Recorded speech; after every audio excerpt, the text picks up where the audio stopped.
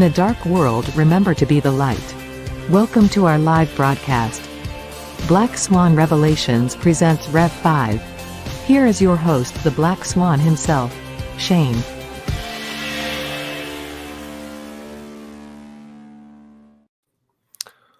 All right, welcome to the show, everyone.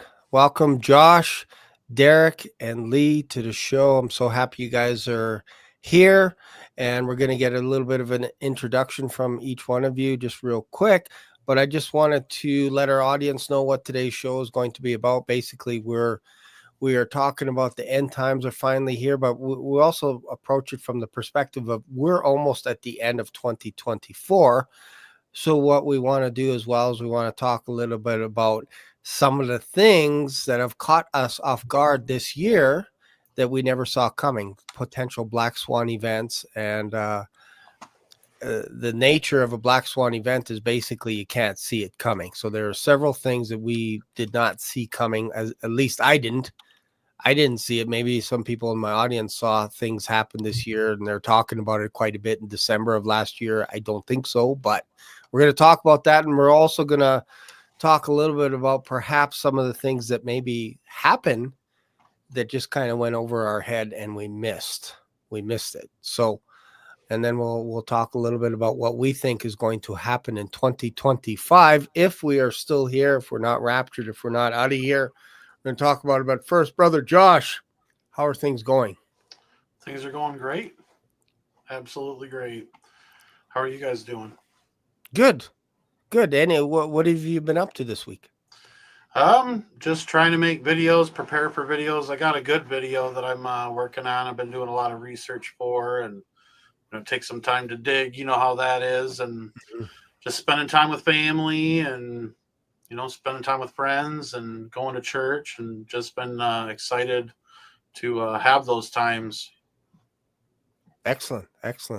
Thank you for sharing. Derek, what have you been up to this week? Busy, getting ready for the holiday next week. Again, like Josh, enjoying some time with family. I'm actually glad I was able to make it today. I didn't know that I was going to be able to make it, or thought maybe I'd be a little late because, it's just this last minute rush to get everything ready for the holiday, and for, I'm going to be traveling a little bit next week to be with my brother, be with some family. So yeah, busy, all good stuff though. And, as always, just kind of waiting that any moment rapture. It's like, who knows if we'll even make it to Christmas? Who knows if I'll even get to visit my brother in Florida? We just don't know. It could be any moment. And this year has certainly given us a lot of reasons to believe that it's going to be probably sooner rather than later. It's coming quickly, I think. Yeah, for sure. Thank you for that. And hey, cheers. Yes. Cheers, my brother. Oh, that's a cool mug. How do I get one? I have to get my sister to make these ones. The one that Derek has, that you can get through my store. If you just go to the description, you can just buy it there. Derek I think he bought like the first or second cup. I think there's been a few people buying them. Yeah, I like that one. That's nice. I like the black one too. Yeah, I might have to buy a couple for myself. I like the look of it. I told Shane, same deal as I have with Gary Gates. Every time I promo the mug, ka-ching, I get a half a shekel for the temple tax. There you go. I don't know how many shekels you have now stored up. I've run Gary broke. Gary doesn't have money for the temple tax anymore. So I said, I got to start using Shane's mug now. Yeah, exactly. Start building up shekels to your account. Awesome. Thank you for that. Lee, welcome to the channel. How you doing? I'm doing good. Been very busy. The Lord opened up a lot of amazing doors for us, and we just got back from a month-long trip on the road. We had engagements in Branson, Missouri with Prophecy Watchers. I spoke at the conference there. Then we had the Pre-Trib Study Group Conference in Dallas, Texas. And then we had special meetings in Lufkin, Texas, in a Bible church there. It's been really busy. I just got done reading Alan Didio's new book on the Rapture that's coming out. It's going to be in print, and he asked me to write an endorsement for that. So that's what I spent yesterday on. And now I'm gearing up. We're flying out on the 30th, flying back on the 1st, and I'll be joining Tom Hughes and Joe Pedic at Calvary Chapel of the Harbor for the annual prophecy update. Nice. Welcome. Excellent. Welcome. That's cool. What's the name of the book again? I don't remember the name of Alan Didio's book, the full title, but Okay. it starts out, they lied to you about the rapture. So, Alan Okay. Didio is a master when it comes to catchy Hooking you. titles. Yes, I like it. I like it. Yeah, I'll keep an eye out for that book as well. So again, welcome to the audience here. Thank you everyone for showing up. I see Pambolina's on as always. She's really sharp, man. If you step out of line, you will get punted so far. It'll be crazy, but sometimes we have mercy as well. We have timeouts for people and all kinds of stuff. But if they get really crazy, especially if they say something crazy towards the audience, if she doesn't punt, I will. So that's kind of how it works. But we want to keep things friendly, professional, courteous. We're not asking you to agree with everything we say. We're just asking for people to be respectful. That's all. So, all right. So let me just jump into this here. This is according to ChatGPT. So ChatGPT once in a while gets things wrong, as you guys know, most likely 60%. But I wanted to make things nice and tidy. Um, in January, it says that there was a severe winter storm in North America. You know whereabouts that was? You guys remember that? I know that was a long time ago. Was that in Minneapolis? Was there like you guys get severe winters anyway, like last January?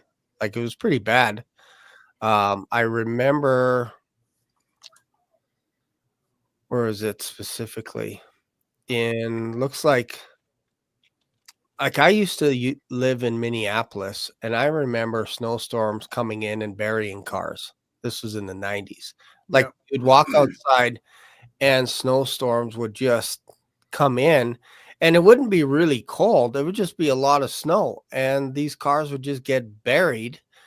And what weather natural disaster thing, we don't have to necessarily go in order, but what is the thing that jumped out to you this year in 2024 that stood out for you guys, like when we're talking about a natural disaster?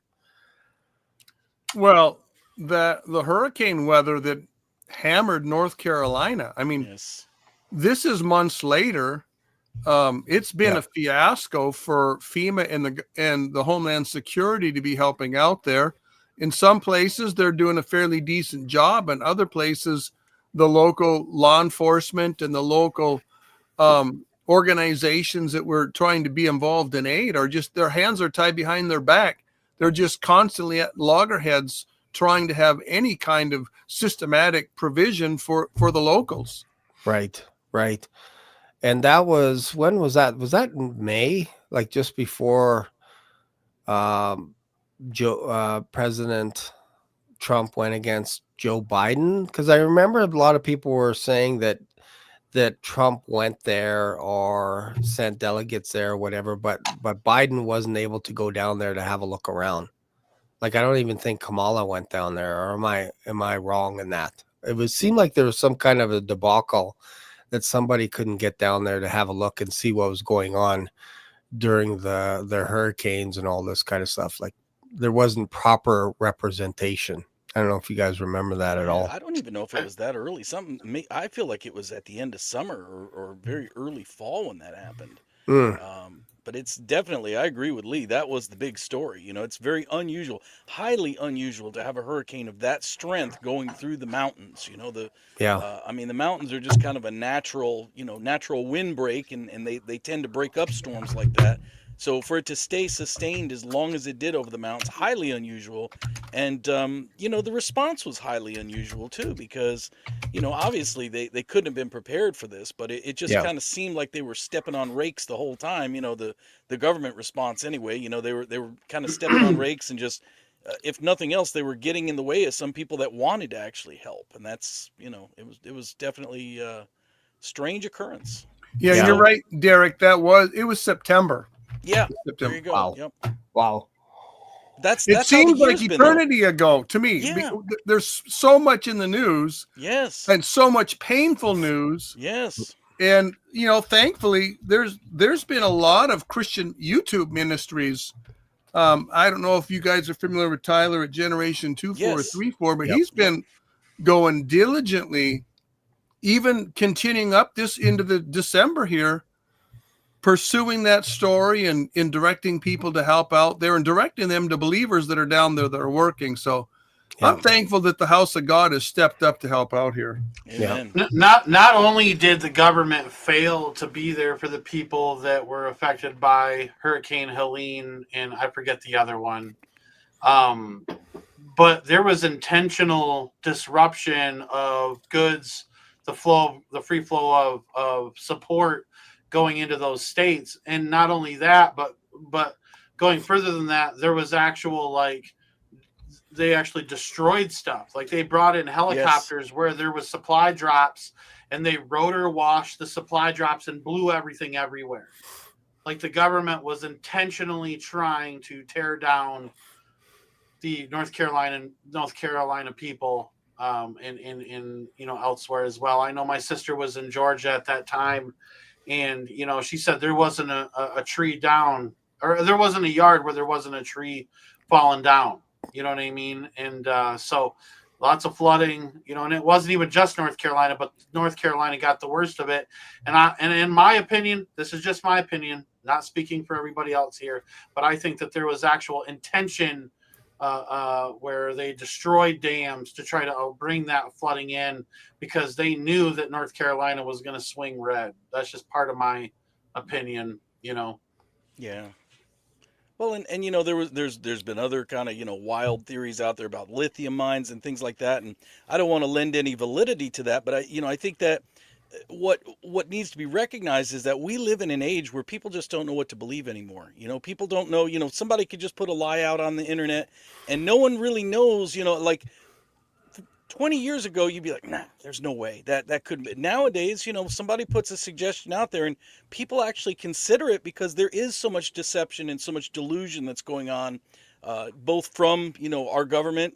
I mean, they've lied to us on multiple occasions about multiple things, and just in general, and that's honestly, I look to that as one of the greatest signs of the age that we're living in as well, because Jesus said, see that you're not deceived. That's like the first thing he told us to look for is see that you're not deceived, and we live in such an age of deception.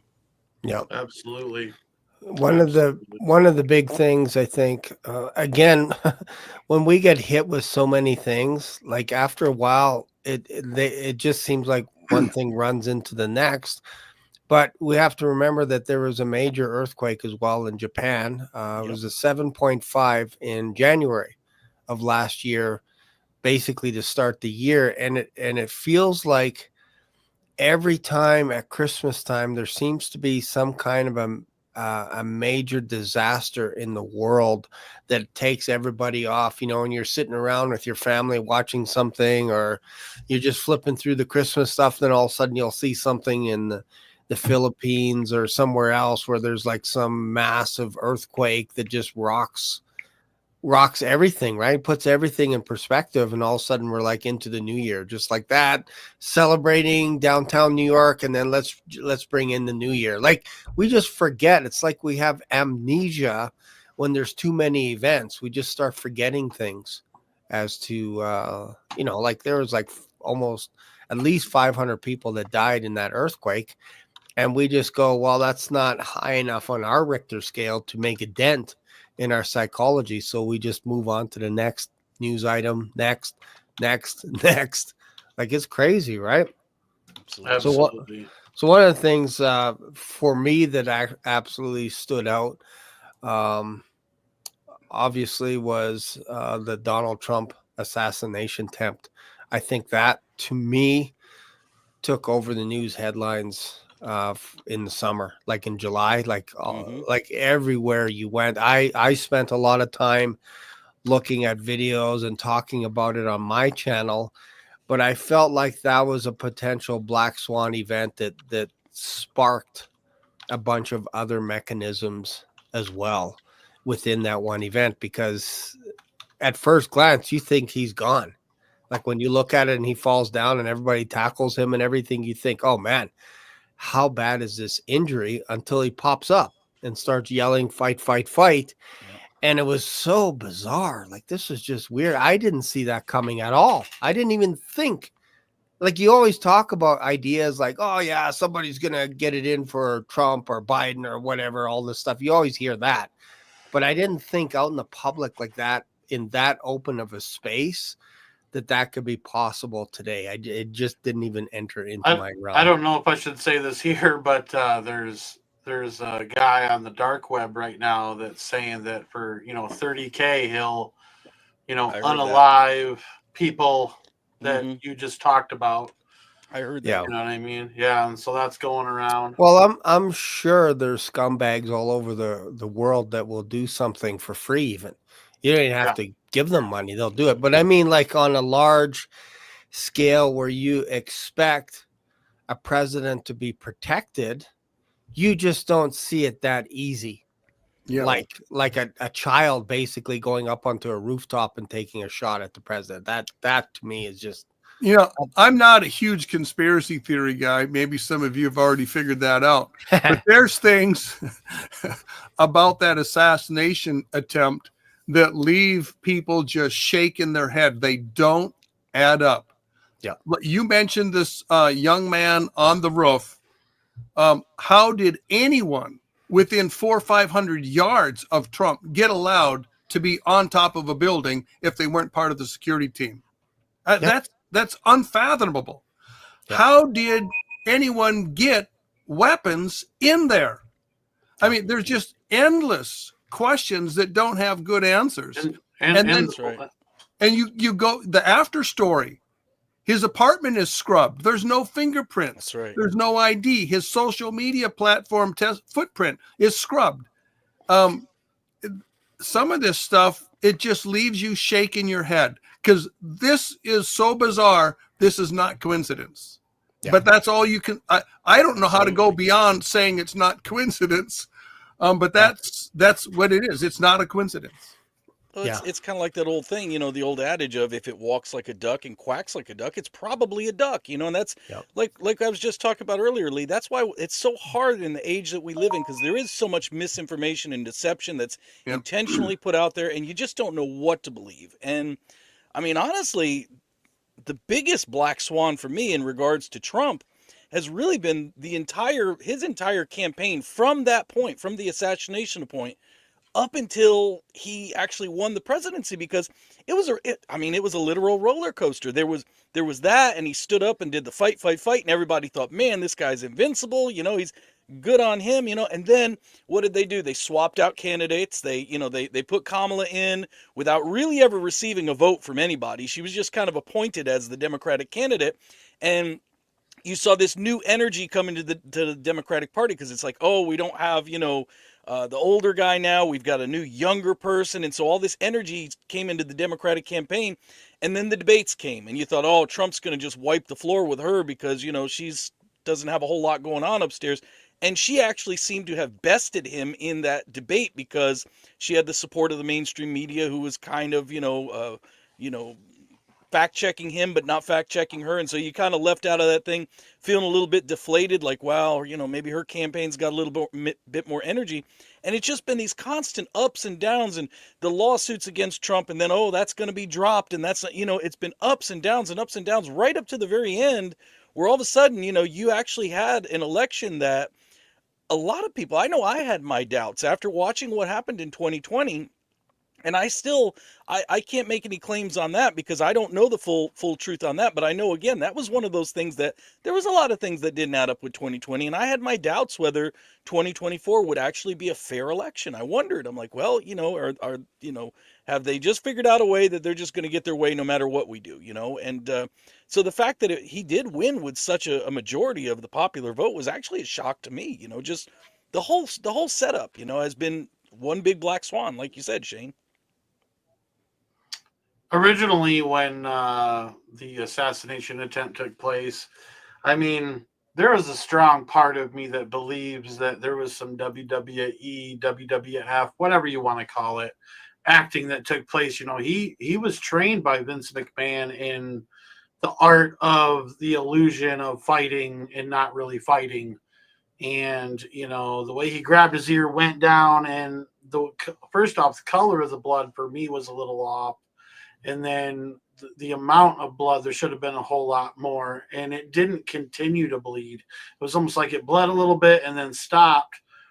What kind of later convinced me that it could have possibly happened, not saying that it didn't, not saying that it did, was that, you know, I'll be honest with you, I'm not a big fan of Joe Rogan, but I know for a fact that dude calls it out when he sees it. You know what I mean? He'll put you right on the spot. And when I seen him lean over to Trump's ear, and he's like, "Oh, there is a little scar there, isn't there?" And he's like, "Oh, yeah. You know what I mean?" There was never an emphasis in showing us the wound. There was never an emphasis in showing us any scarring that took place. You know, one day he had a bandage on, one day he didn't. You know what I mean? So it was all a little fishy to me in that sense. The only reason I voted the way that I did is because we know what we would have gotten with Kamala Harris. It's a Absolutely. dice roll on the other side. It's a dice roll on the other side. It's a 50-50 chance. You could get the same thing or maybe a little bit of some breathing room for Christians to continue to spread the word of God. Absolutely. That's what I was hoping and praying for. I made it very clear that my vote, the reason I voted for Trump was because under the the Biden-Harris administration, they arrested right here in my home state of Tennessee, they arrested an 87-year-old Holocaust survivor along with several others for praying in front of an abortion clinic. And they put in jail this 87-year-old Holocaust survivor for peaceful prayer in front of a abortion clinic. And, you know, that was my vote. My vote was in hopes that this woman will be freed, you know, that she'll be pardoned or whatever, you know, whatever the case is, because that was, you know, like I said, that was unjust what was done to them. That was just an attack on Christianity, plain and simple. And, you know, nobody was being violent. Nobody was, you know, they did this under what's called the FACE Act. It's freedom of access to clinic entrances. And, you know, obviously, you know, if you're trying to block a clinic, as horrible as we think abortion is, you know, people do have a right, you know, to you know, come and go, I suppose. And so, you know, if it was a violent thing, it would be different. But just standing there and singing hymns and praying, you know, what 87-year-old woman is going to be able to stop anybody from entering a clinic? So this was clearly an affront to Christianity. This was clearly just a, you know, and so that was my vote. I'm like, well, you know, I know what I get with Kamala. You know, I'm hoping with Trump, at least there'll be some better action on his behalf. So it's a dice roll. Yeah. I thought what's interesting with the arrests that you're talking about in Tennessee and several other similar ones where people have been charged with basically obstructing access to abortion clinics simply by their physical presence there, or simply because they're there praying or singing hymns or passing out literature. To me, this is really an abuse of the law.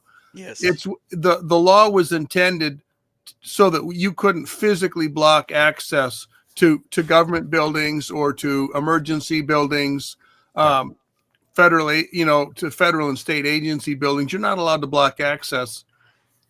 And to go down the path that just their presence there is emotionally demoralizing. Well, hey, listen, nobody that wants to sin ever lets anybody or anything get in their way. You want to go do wrong, you're going to do wrong. So to me, this was just an opportunity to slap Christianity in the face. That's all it was. Yes. There was no real obstruction going on. I think it's also a setup for something that where they're taking things a step further, where you have satanic religiously affiliated abortion clinics in Arizona, and I think the other one, it's not Rhode Island, it's one of those eastern coast states, but you don't even know the address of this thing unless you get a hold of them, go through their screening, and they tell you where to go. And they're literally, this is the legalization of human sacrifice to Satan in our country. And they knew that they were going to start building these things. And so they start to spoon feed us all this stuff. And so we slowly accept it. But if Christians all got out all at once and got off their duff and actually stood against this stuff and didn't allow police to arrest people that were just praying and practicing their religious freedoms that Satanists get to practice, you know what I'm saying, to the point of human sacrifice. You see what I'm saying? Like it's a spoon feeding. It's they're trying to slowly but surely take Christians' freedoms away, not religious freedoms away, Christians' freedoms away. Yeah. It's interesting too. Speaking of Christian freedoms and mockery and everything, the Olympics stood out to me as one of the Yeah. greatest mockeries I've ever seen in my life when it came to a public spectacle, like the Last Supper, using transgender beheadings, all everything, all there, and then saying no. This is just an artist rendition of what we think. And I was like, you guys are insane, like absolutely insane. The apology was pathetic. Oh, we Oh, didn't intend to hurt anybody's feelings. yeah, exactly. Preach it, Lee. Preach it, Lee. Yeah. And even the end where you have a star, a person that's kind of in the image of a light bearer showing up, and then all these bodies, all these corpses basically lifting this person up to the top. I'm like, if that doesn't get any more satanic, I don't know what does. I never watched any of the events except for there was something I watched that was kind of interesting.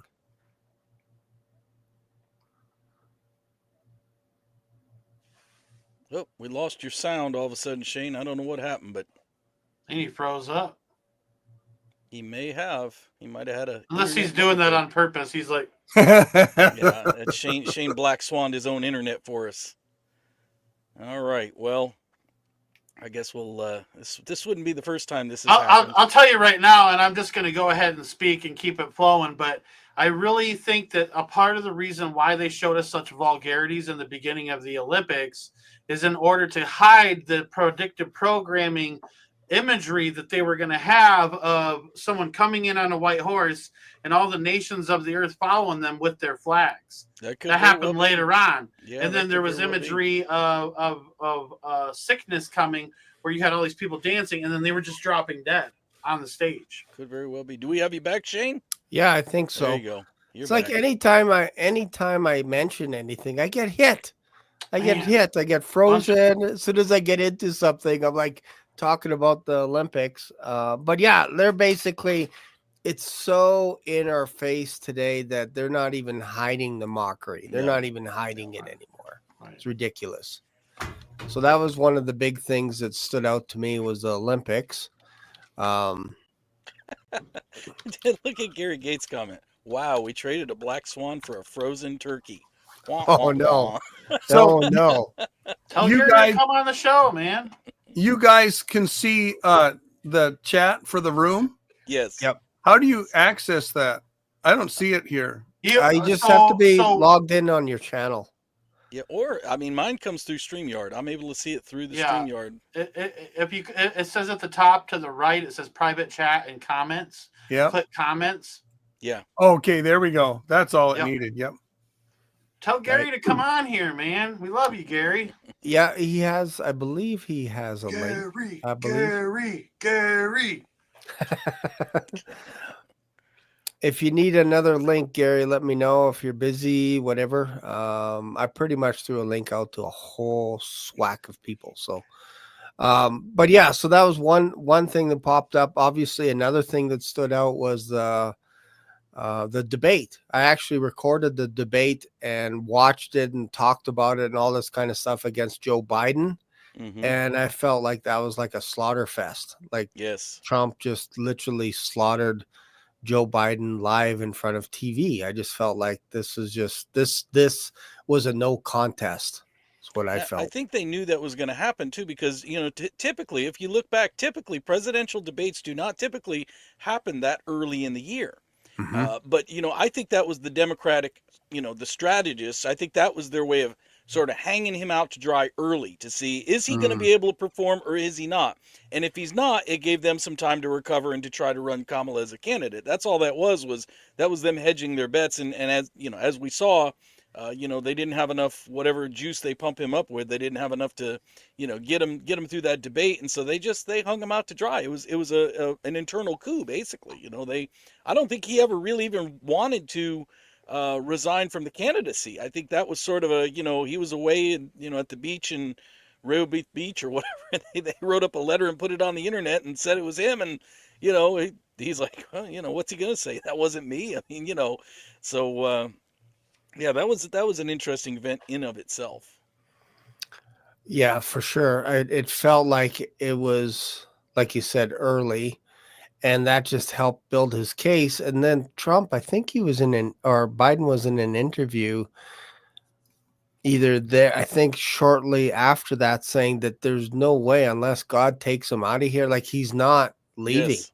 the Yep. presidency. He's not going. And then a couple of days later, he's like, due to unforeseen circumstances, aka I got shoved to the side like garbage.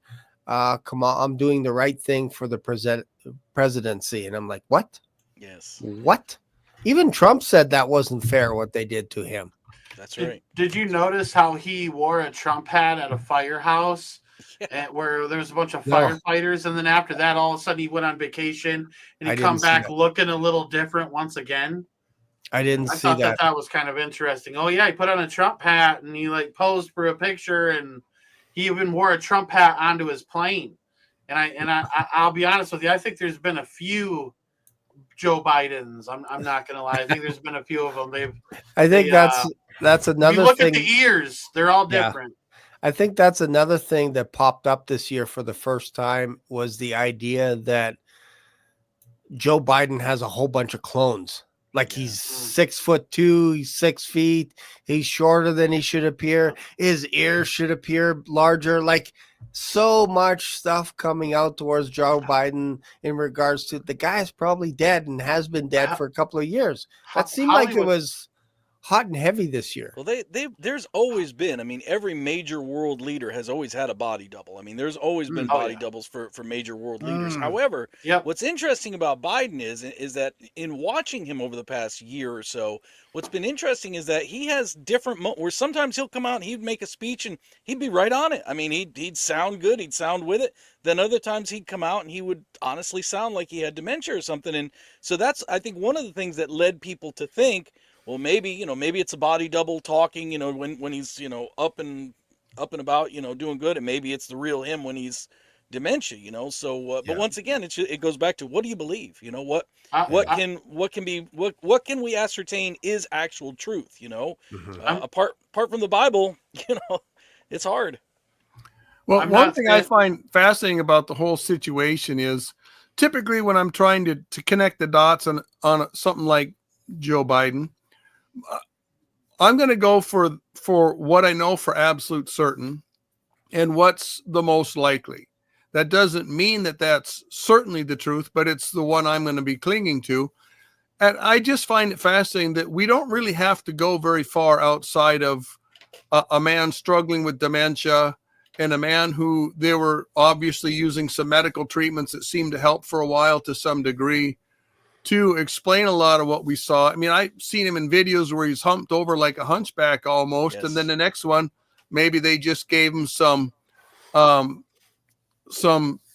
hormone shots or something, and he's standing up erect again at his full height.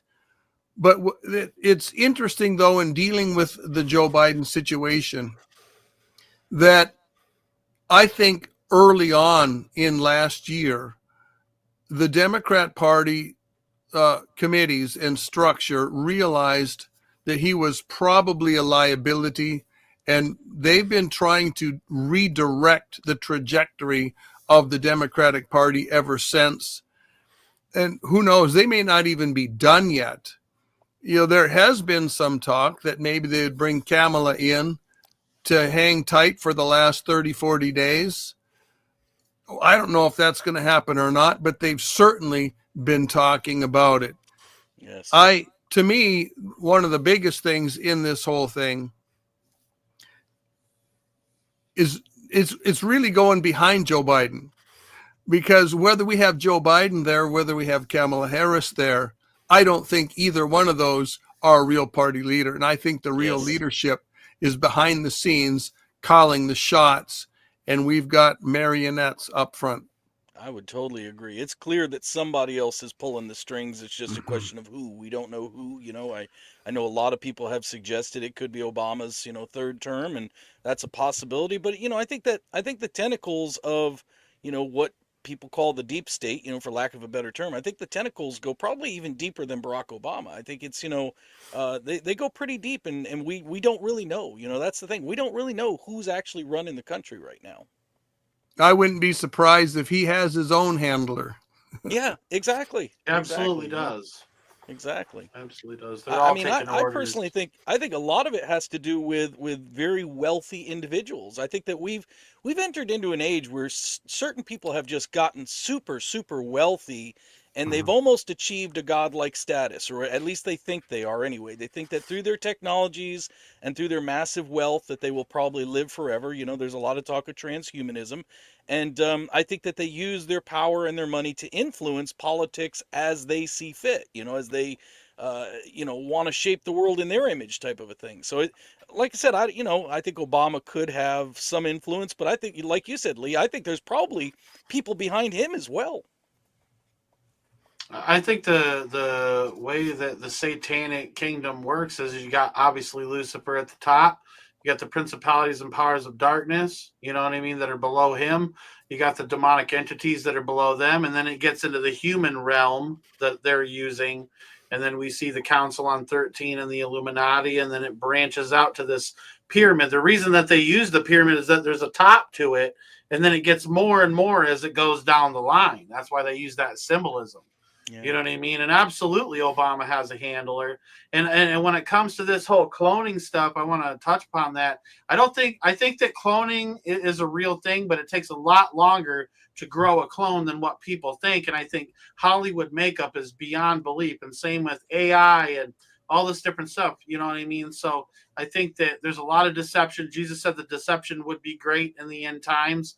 And I think he knew that, AI was going to be a thing, and that Hollywood makeup was going to be a thing. And they got these masks you can buy that these burglars are using. They just put them on and they look like someone completely different just by putting on a mask. It's insane. Yeah. You know what I mean? You can buy them for $30. You know what I mean? It don't take much. So I think a lot of these guys are actors. That's why you got this Joe Biden that hunches, this Joe Biden that stands up, this Joe Biden with weird ears, this Joe Biden with normal ears, this Joe Biden that stutters, this Joe Biden that doesn't, you know what I mean? And so, I think that we're kind of in this phase of deception. And I think the only way through that is having discernment and the Holy Spirit, and allowing Jesus to guide us through this. You know what I mean? Absolutely. Yeah, I agree. And then we have South Korea going into martial law out of nowhere. I didn't see that coming. That to me was like a bit of a black swan event. Yep. I agree. Didn't see that coming at all. Yeah. No. And then, of course, Damascus falling. Like, I didn't see that one coming either. We talk about it a lot, but when it happens, you're like, what? Really? Well, there's been a lot of escalation in the Middle East. I mean, just this year alone, I mean, obviously, we came up on that anniversary of the October 7th, attack. But, just this year alone, I mean, Israel started kind of, tying into it with Lebanon. And then, the whole threat is out there from Iran. Iran has finally kind of taken the mask off. Up until now, it's been more of a proxy war. And this year has been finally the year that Iran, they started to kind of come out to the open a little bit more in their aggression against Israel.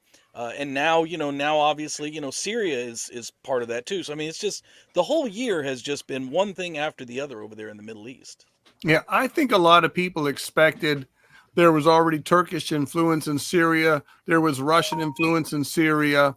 And there was some Iranian influence in Syria. And they just kind of figured that these groups would somehow just kind of share Syria and bring and just keep marching towards the Psalm 83 and Ezekiel 38 and 39. And what we ended up seeing caught me by surprise. All of a sudden, this what'd you call it? HTS, or was it HTM here? I have it in my notes. So the HTS, the Hayat Tahrir el-Sham, comes in, and they just within a week roll through the entire country. And I accidentally opened up logos, folks. That's what that noise was. Anyway, they just rolled right in and took over the country. And Syria didn't offer any resistance. Russia didn't offer any resistance. Iran didn't offer any real resistance. So it left a lot of people wondering what was going on.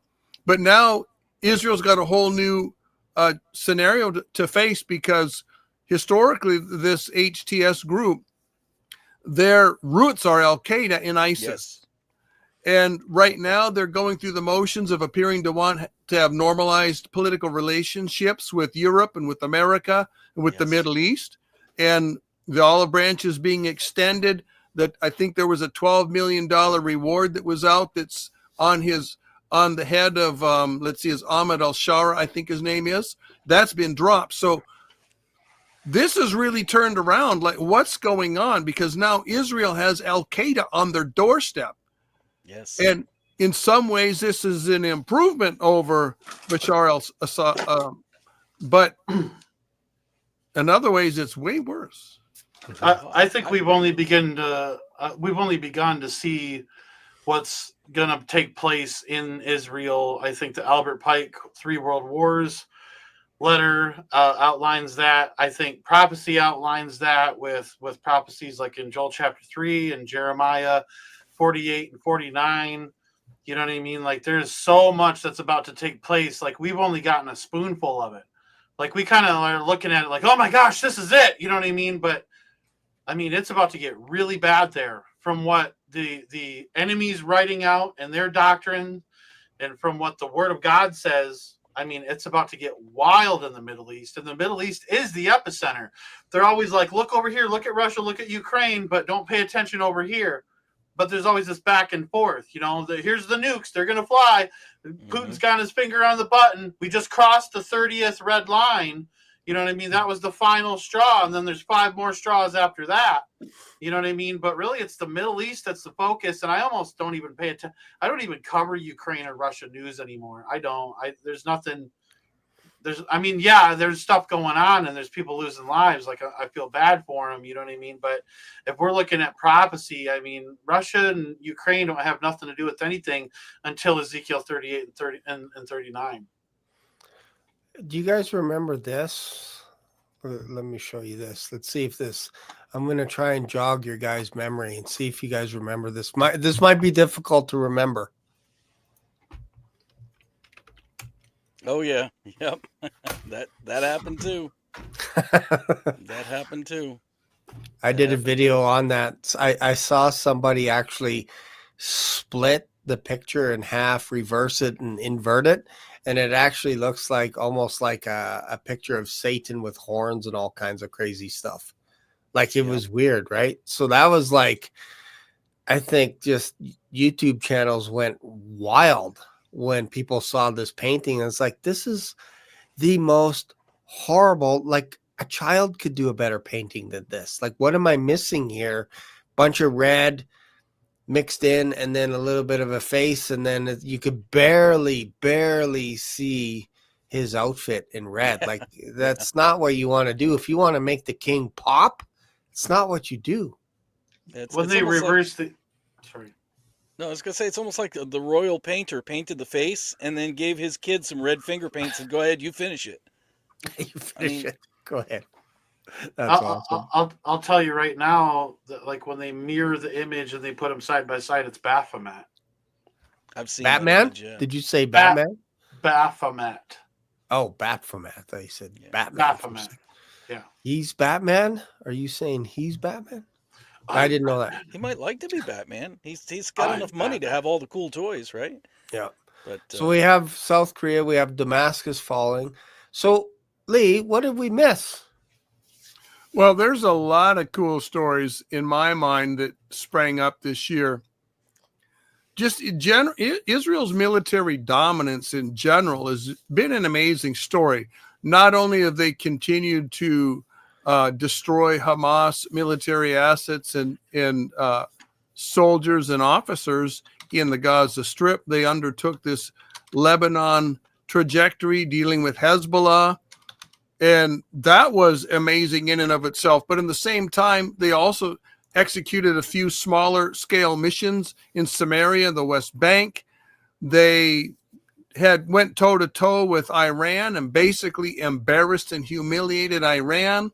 Now they're busy right now they're over 400 square kilometers of land in the Golan Heights in 5 or 6 different pockets, and they show no indication they're going to let up until they get another whole strip of protective territory that really gives them a barrier for the Golan Heights. Of course, now a lot of European nations and Middle Eastern nations are complaining in the UN and saying Israel has no right to be there.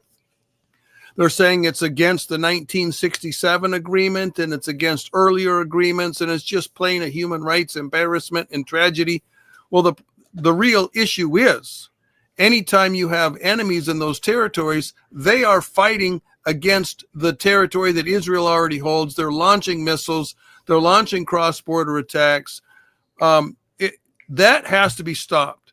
Israel has a right to protect herself. She's claiming that she's going to take a strip of land that covers the entire historical Golan Heights possession and have a 12-kilometer deep or so barrier there to protect the people so that Israelites can, or the Jews, Israel's can go back into the Golan Heights. It's just amazing what they're doing there. And they've also demonstrated that they're willing to go it alone when America's been threatening not to help them out, been lagging on military aid. When Europe threatens to not help them out, they lag on their promised military aid. Despite all that, she's been carrying on a 3-front war now, dealing with Assad's heavy equipment in Syria, destroyed up to 80% of it, that the estimates are, continuing the war with Hamas and continuing the war with Hezbollah. That's a 3-front war, a small nation doing that. She's a force to be reckoned with. Yeah, for sure. It is interesting that I think the prime minister said that they will retaliate when all, like, I think there was like 1,800 missiles or something ridiculous in October 7th of last year that came into Israel, and then a small percentage actually landed.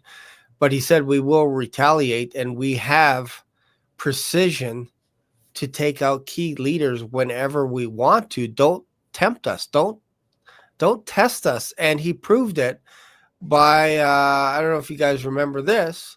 Cell phones. Yeah, the pagers all went off all at once.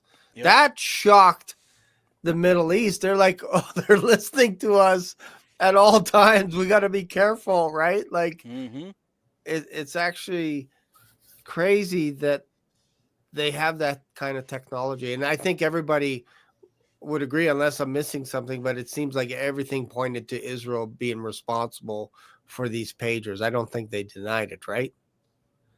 No, they didn't deny it. Not at all. No, they actually ultimately even owned it. And it came out that it was been a long planned Mossad operation with different shell corporations that traced all the way from South Korea to Hungary. It was a pretty amazing operation.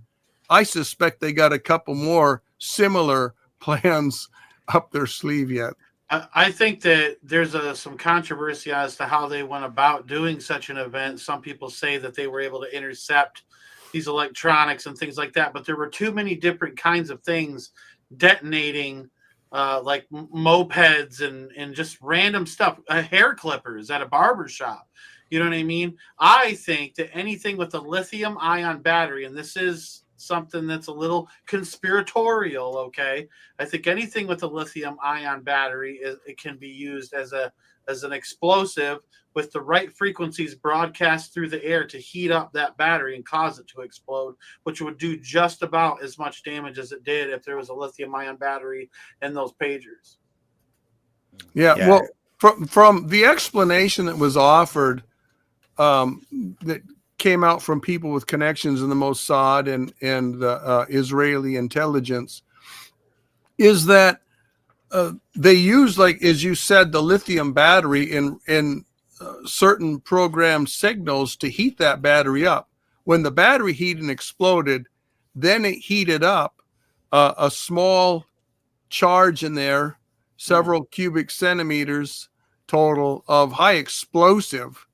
And what's interesting about that is Mossad ran these factories, and they were themselves hired the employees to build these radios and then sell them through the channels, through salesmen, and sell them to Hezbollah and to Iranian officials. That's a pretty crazy operation. Yeah, for sure. Like I think what we know with Israel is that they have more technology, more capabilities than they're letting us know. Mm-hmm. There's no doubt about it. Yeah, good or bad. Like they have more stuff. I even made a video a little while ago, a few months ago, talking about the Samson option. Because if you read in Judges where Samson basically put his hands on the two pillars and then brought down a ton of Philistines, he actually killed more people in his death than when he was alive. And Netanyahu actually mentioned the idea that if they will never be overwhelmed again. Israel is not going to be captured ever. They're never going back to the Stone Age or going back to a time of captivity. That will never happen.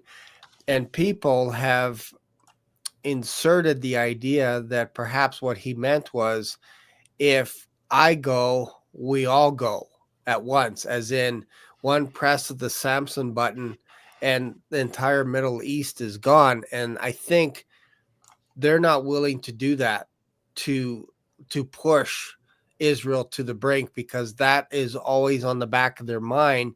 If we do this thing, we could be gone as well. We can cause more problems than we solve by getting rid of Israel. So let's just try and see if we can take them out here and there and that kind of stuff. I think that puts them at bay. Any thoughts around that? I just need to let Bubba News know I sent him a link to join us live. Okay, cool. Yeah, so technology, I think this year, I would say that it seems like we have reached the edge of nuclear talks like we've never had before, where people are like, I got a button, I'm going to press it. And then Trump would be like, yeah, but our button works. Like, I've never seen so much conversation about the idea of don't push us or we're going to go nuclear. Just letting you know, brother, Tet Lee in your live chat, dude, he just flooded. I just put him in a timeout because he's just being distracting. So yeah, that's ridiculous. Yep. Who is it? Tet Lee, I would block that sort of stuff, man. I mean, he's in there preaching some mumbo jumbo, dude. Yeah, just Pam. If I'm not mistaken, that guy has probably had over 100 YouTube accounts that have Egyptian names. He's into Egyptian mythology and astrology, and he puts weird stuff in. Yeah. I blocked him about 40 times on my channel. Yeah. I do the same on my channel with people as well. They always keep coming. I'm not sure if he's the same one, but that reminds me of the Egyptian symbology. He's preaching some new age mumbo jumbo. I always like to try to give people an opportunity, free speech, and like, hey, you may not agree with me 100%, but there comes a point when you just get distracting to the audience, and you're not even talking with the flow of what we're talking about. At that point, it's like, well, why don't you just start your own channel then? I mean, free country, but. Yeah. He's in there preaching a gospel that ain't nothing to do with the word of God. That's for sure. That's right. Yeah, that's right. He'll be gone.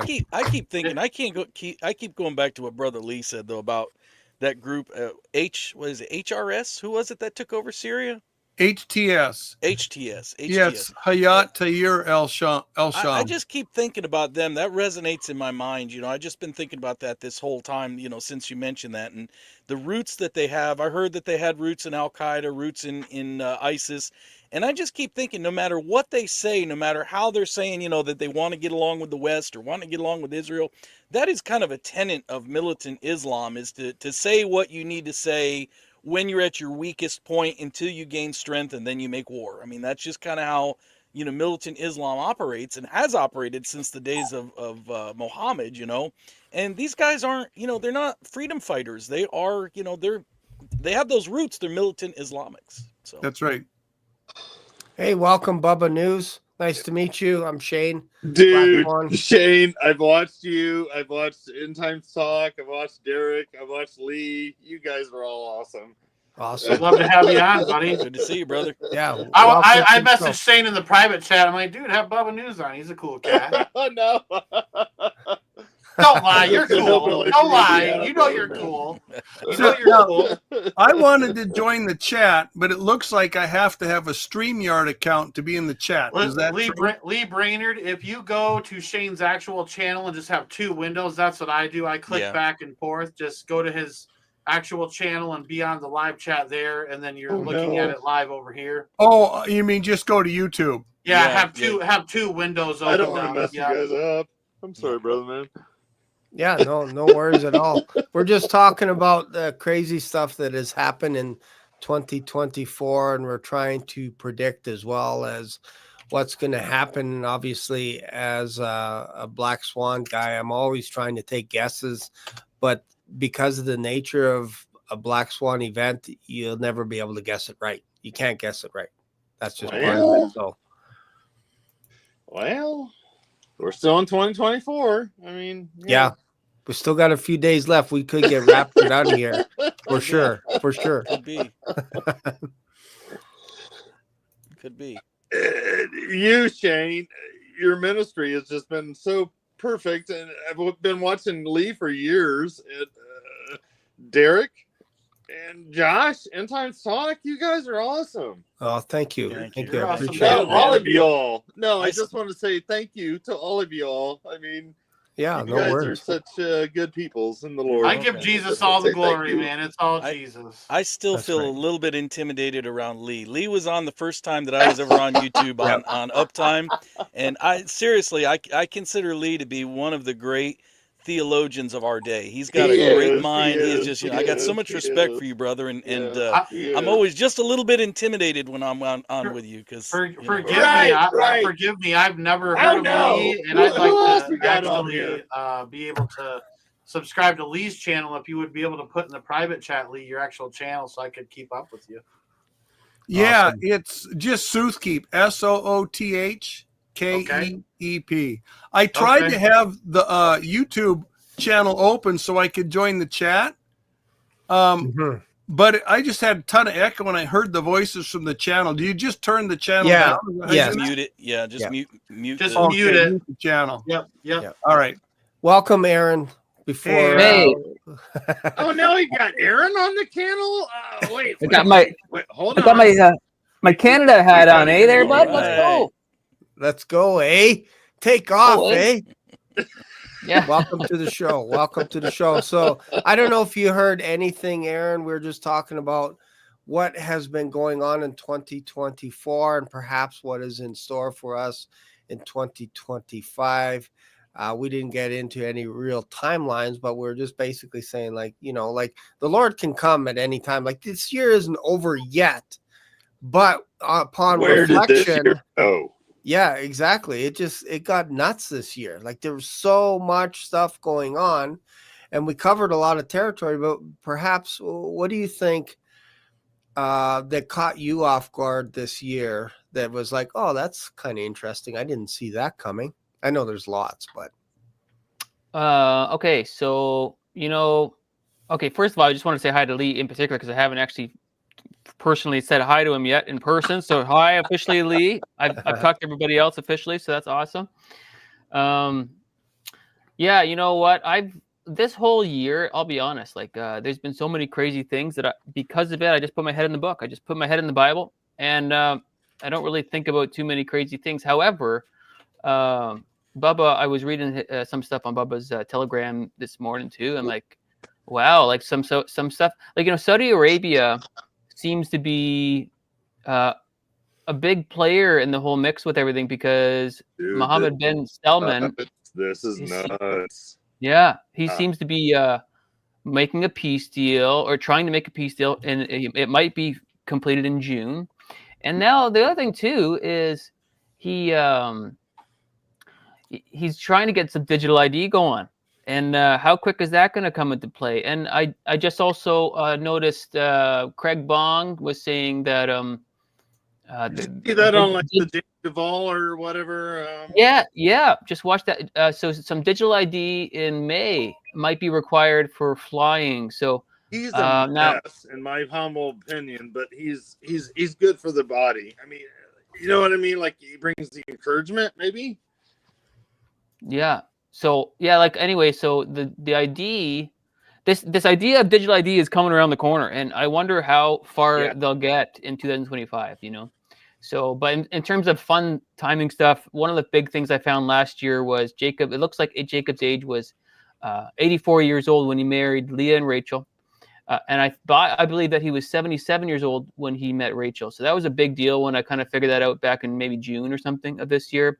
You know, adding that age to 1948, that gets you to this potential window of 25 to 32, you know, so, but who knows? Right. Everybody doesn't really know, but that's a fun thing to add Jacob's age to 1948. Of course, Jacob's name was changed to Israel.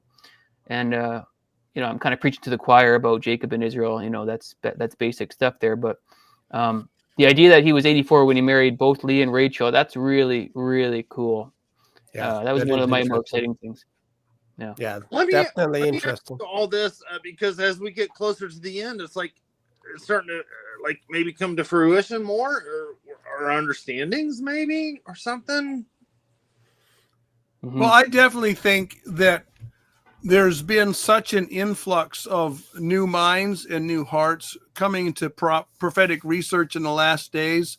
So you've got traditional dispensationalism coming out of the academic circles and the more established groups like the Brethren, the Bible churches, and Calvary chapels.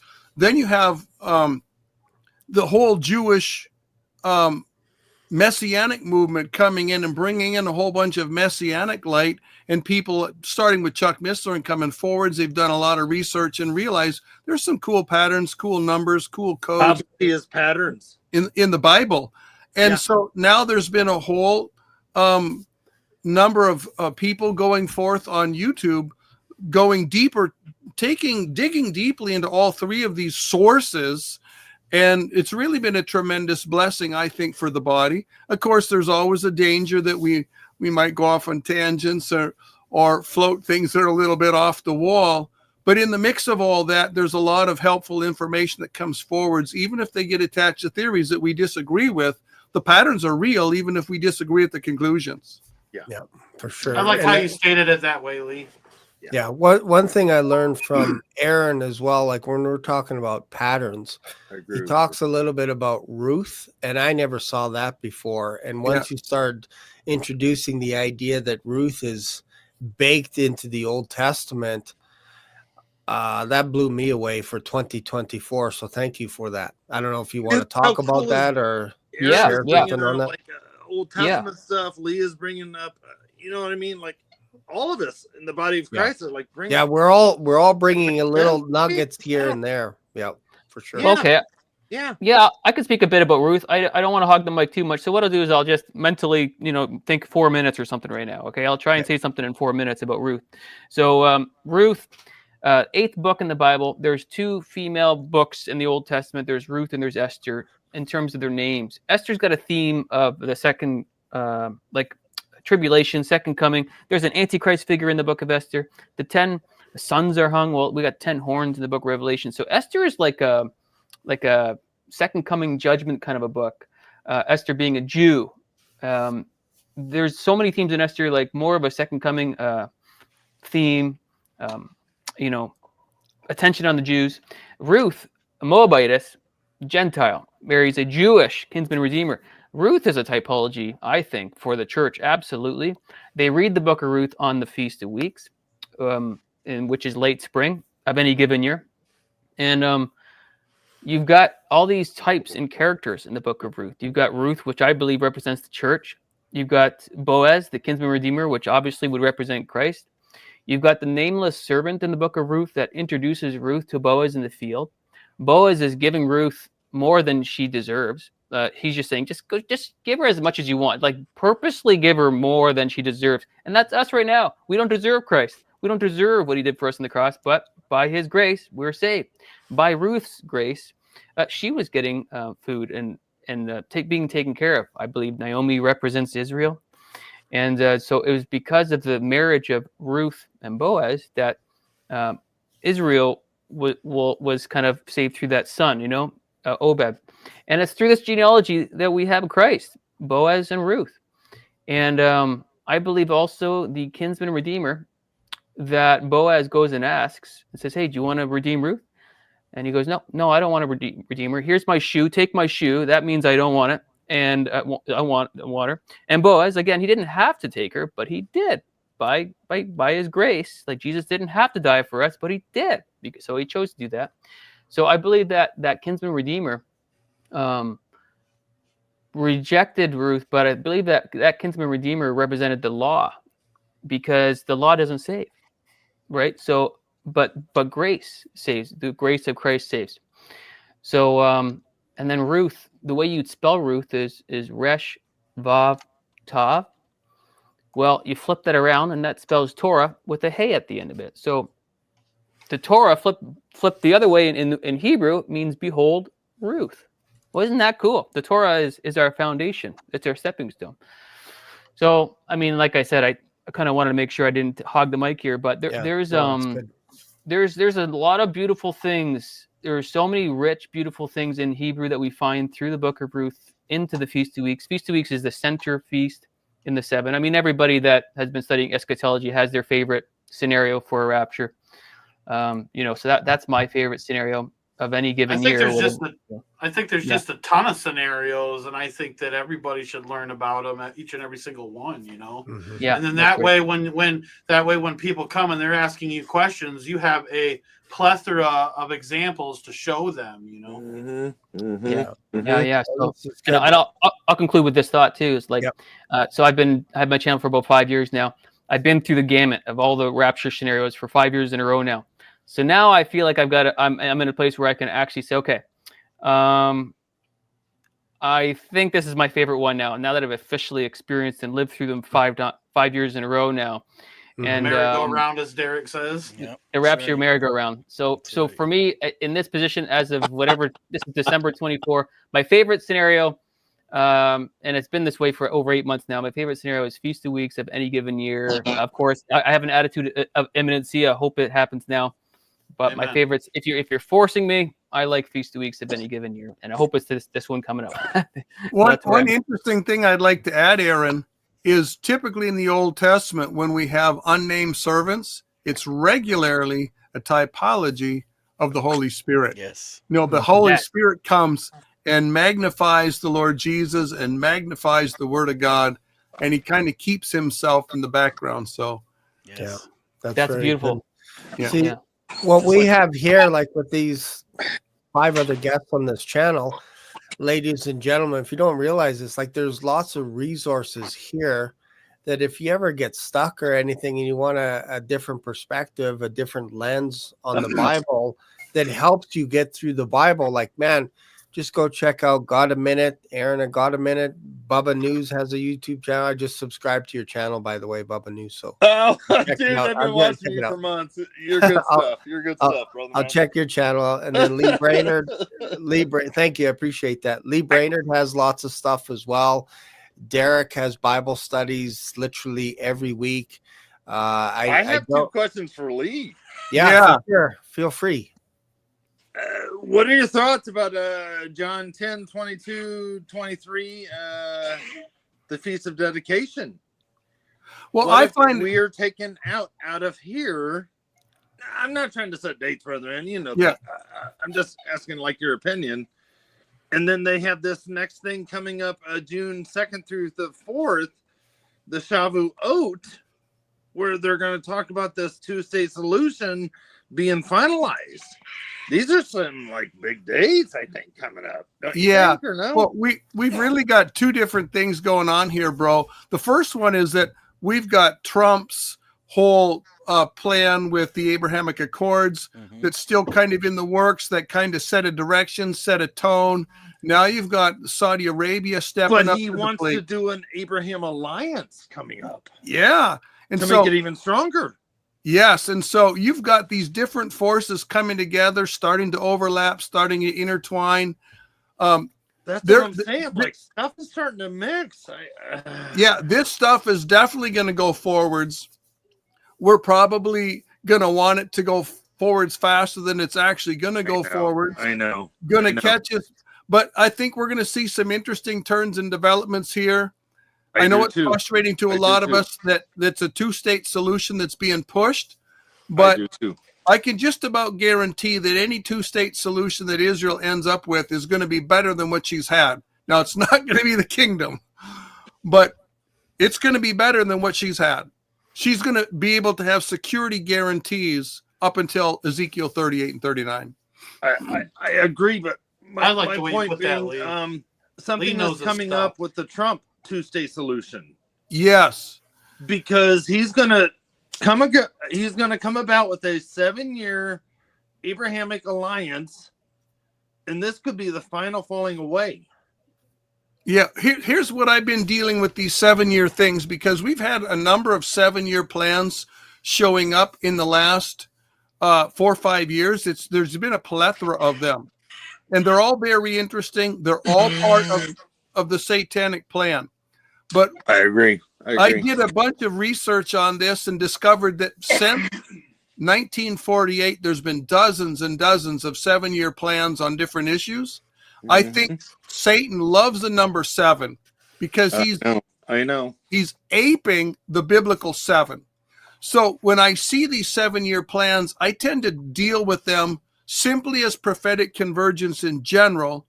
They're obviously in the track of these 7 years. That's Daniel 9:24 through 27, especially verse 27.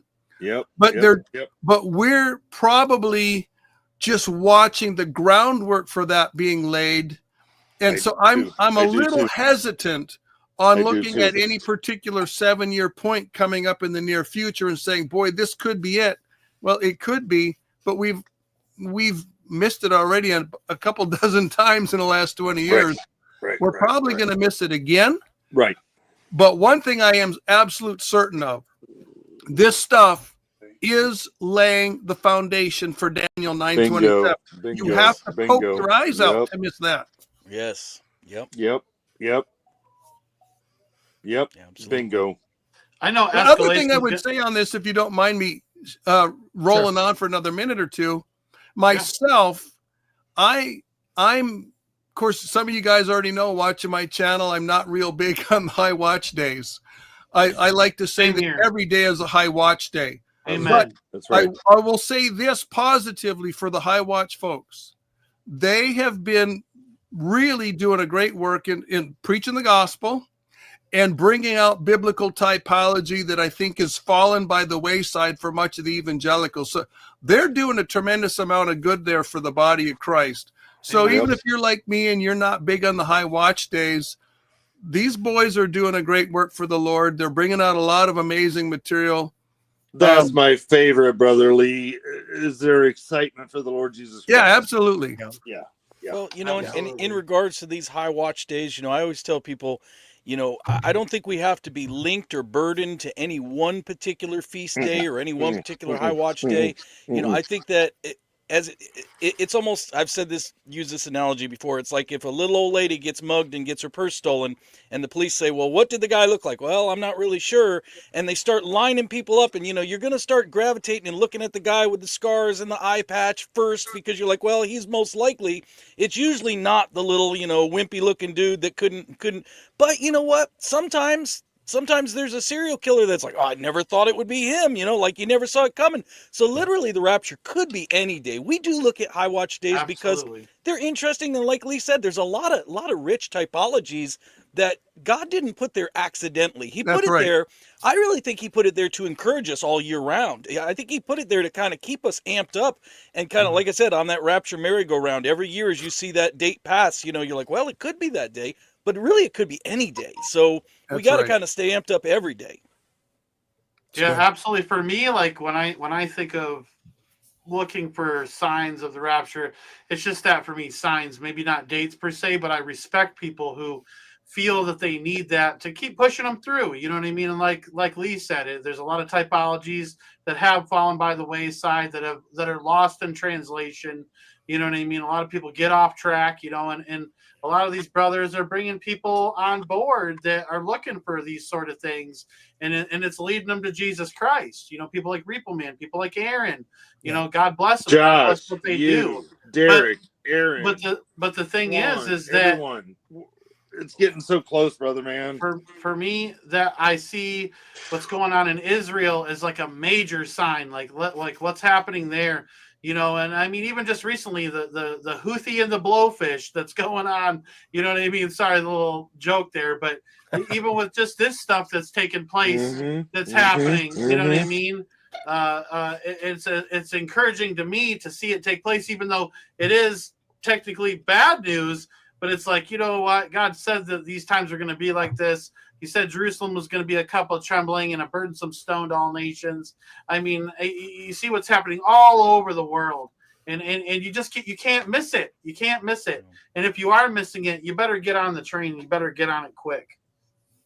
And let me ask you all on panel, and I know that people in chat will combine, but are these spiritual attacks just getting nutty professor lately? This is nuts.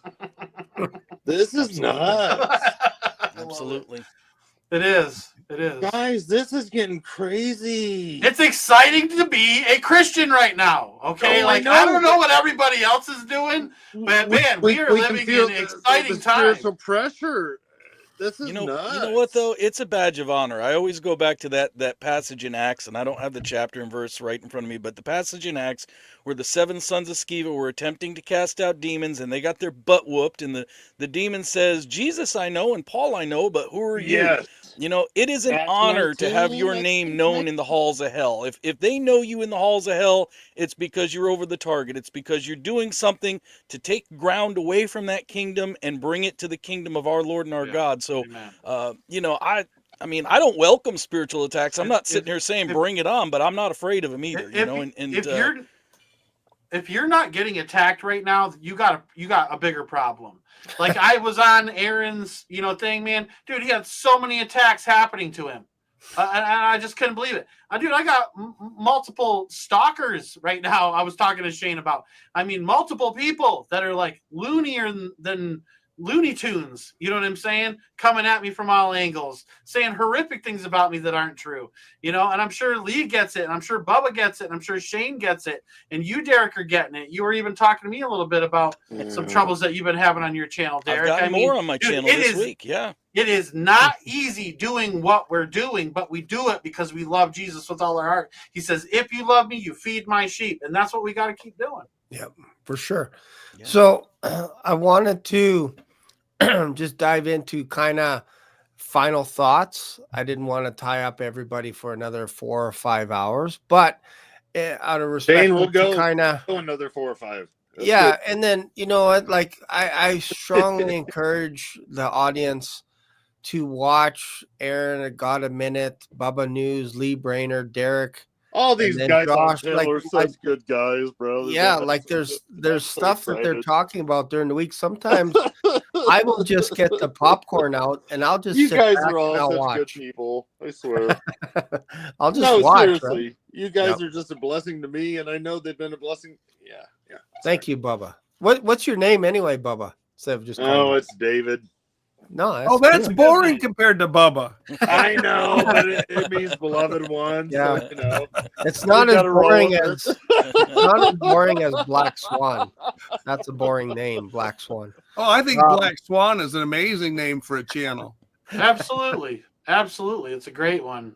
It's kind of funny. 2 years ago, or almost 3 years ago in February, I was like, I gotta come up with a name, and I just finished reading Never Split the Difference with Chris Voss, and I was a part of his group on Facebook, and I thought, man, I just finished reading this book as well, The Black Swan by Nicholas Taleb, and I'm like, I gotta call my channel Black Swan, and I wanted to call it Black Swan Diary because there was so much stuff going on that I just wanted to document my journey through the Bible, what's going on in the news, guys, and then later, you guys know as well as I do, from the digital identification to everything that's coming up, we're getting so close, y'all. Yeah, that's right. I do have one thought I want to share on this digital stuff.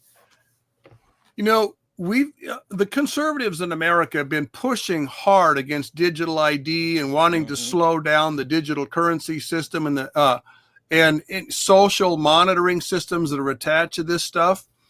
But at the same time, we've been all upset over the border issue. We've been upset over criminal gangs with the drug gangs.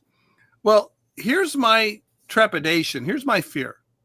I'm afraid that what we're going to see in the next 2 years is the Republican Party will spearhead digital ID on the claim, and it's probably legitimate, that it's going to be great for securing the border. It's going to be great for dealing with the drug war, and so immigrant crisis. It's going to bring in the very thing that we were trying to avoid. Yes. I agree with you, Lee. I was going to make that same prediction. If I had one soft prediction disclosure. moving forward into 2025, where I think we're going, is, not just the digital ID, but I think we're going to make great steps towards a digital currency, because I think that our economy is in shambles. It's wrecked. There's no coming back from it. I mean, you see even just the recent thing. Listen, they just bumped out our debt ceiling for 2 more years, and that was with Trump approval. And I think what you're saying, Lee, is right in that I think all the stuff that we've been fighting for years as far as the digital ID and implementation of a CBDC digital currency, I think once Trump starts suggesting it, it's going to be a good idea to everybody on the right. Everybody's going to be like, yeah, well, we didn't want it, but okay, yeah, we understand why we need it, why we have to have it. So, I mean, that would be my biggest prediction for the And if they upcoming year. deliver on the border and they deliver on the drug war. Yep. Absolutely. I Let me ask you this question, Lee. Doge thing. Okay. I think that was a thought I've had too. One of the biggest surprises for me in this last year has been the rise of Elon Musk, who's beyond a technocrat with technology, and now he's rising up as a technocrat on the political scene. This has been pretty amazing to watch. This is big this past week because they're talking about President Musk this past week. Yeah. So and the Doge backwards is EGOD. Yeah.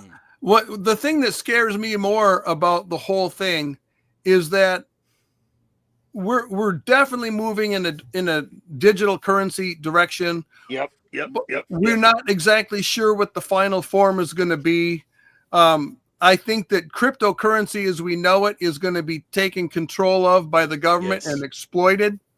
I think we're going to see safe havens like gold be removed from us. How crazy would that be if the Trump, the Elon Musk, everything app, if he wants to take over half of the world? Yes. Yeah. This will give a major but you know what I mean, to the BRICS. Yeah, well, what's interesting about that too, and I feel like I'm starting to dominate the conversation again, but I'm more worried about Europe and America and the technocrat West dominating the world than I am worried about BRICS dominating the world. BRICS, ever since the Scythian and the Scandinavian nations up north rose to be powers in their day, before the times of the Gentiles, they were a challenge to the Akkadians and they were a challenge to the Egyptians. With the rise of the time of the Gentiles, and God had his Babylon, then Medo-Persia, then Greece, and then Rome, those northern hordes over and over again rolled south and fought those nations. They sacked Rome 5 times. Yeah. And Nazi Germany was an expression of this. Stalinistic Russia was an expression of this. And now, again, we see the rise of BRICS, which I think this is being, in many ways, spearheaded by Russia. This is one more attempt of the Northern Horde to overthrow the fact that God has given the fractured Roman Empire now, the Roman Empire, the authority over the Middle East. I think that the BRICS is going to fail, but I would not be a bit surprised if some of the technology that they've introduced, some of the ideologies that they've introduced are going to be exploited. Wow. Why throw that stuff away, right? Lee I agree. Brainerd, I absolutely love your mind, dude. You just made a subscriber out of me, brother. Yeah, I told yeah, you this for this sure. guy You got a good head on your shoulders. he is bro. very impressive. He's very intimidating because, like I said, I know I'm sitting here. Yeah, he's got a lot going on there. And what he's saying too is so true because like I've been giving a lot of thought lately to this whole emergence of the digital currency, and I've said before that, we as watchmen on the wall, we've been watching for years for that one world currency, that 666 mark of the beast. But I think it's lately, this is just what's on my heart. Whether it comes out this way or not, I don't know. I think it's going to be much more of a soft sell. I don't think that the 666, mark of the beast is going to come right out. What I think it's going to do is be implemented in a series of digital currencies because we know there's going to be 10 kings. So it's like we may have a digital currency here in America. They might have another one. The BRICS nations might have their own digital currencies. But once it goes digital, once it's digital and once the government has the control over your money to be able to shut it off or turn it on or limit it to what you buy or what you sell, you had enough beef this month so you can't have your McDonald's hamburger, you can go and buy a salad. Okay, that's what's coming. Once those systems are in place, even if it is in various nations, it's only just that far away for one beast to come over and say, okay, now this is version 2.0.